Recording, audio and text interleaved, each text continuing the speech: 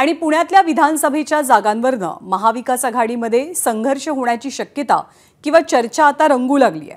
कारण शरद पवार यांच्या पक्षापाठोपाठ ठाकरे गटानं सुद्धा पुण्यातल्या 6 जागांवर आपला दावा सांगितलाय। 8 पैकी 6 मतदारसंघ स्वतःकडे असावेत अशी आग्रही मागणी दोनही पक्षांची पाहायला मिळते।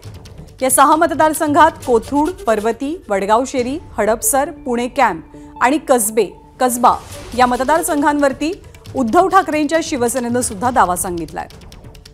मिकी घई आपल्याला माहिती देतात। मिकी, रस्सीखेच वाढलेली दिसते राष्ट्रवादीमध्ये आणि शिवसेनेमध्ये।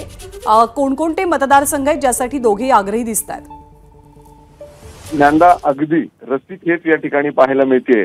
राष्ट्रवादी अर्थातच शरद पवार गटाची बैठक 2 दिवसांपूर्वी पुण्यामध्ये पार पडली, तेव्हा स्वतः प्रशांत जगतापांनी पुण्यातील 8 विधानसभा मतदारपैकी 6 जागांवर दावा त्या ठिकाणी ठोकला।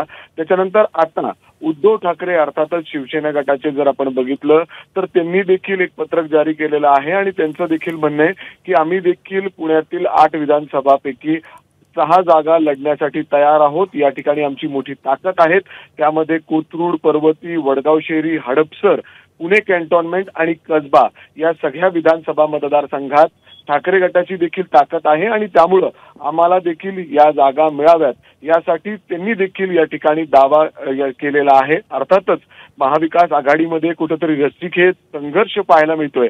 यावर वरिष्ठ काय तोडगा काढतात हे पाहणं महत्त्वाचं असेल। मात्र आता काँग्रेसची एंट्री यामध्ये व्हायची, ते 8 पैकी किती जागांवर दावा करतात। अर्थातच या पूर्ण महाविकास आघाडीमध्ये कुठेतरी मोठा संघर्ष पुण्यातील 8 विधानसभा मतदारसंघातील जागावरून आता सध्या तरी पाहायला मिळतोय। ज्ञानदा, धन्यवाद मिकी या माहितीबद्दल। एबीपी माझा, उघडा डोळे बघा नीट।